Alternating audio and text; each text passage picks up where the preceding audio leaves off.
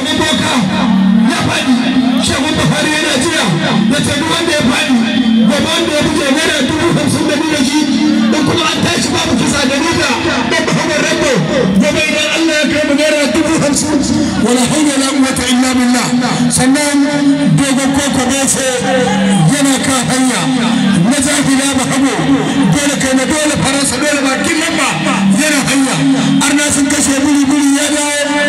na zafila ba hago. Sannan gurma da shagon zango na kan hanya jamusu layi wai Allah kai inna lillahi wa inna ilaihi raji'un la ilaha illallah dangaladina yayi tabuni na nazar Allah sarki yan mana shashayi yace wallahi kaina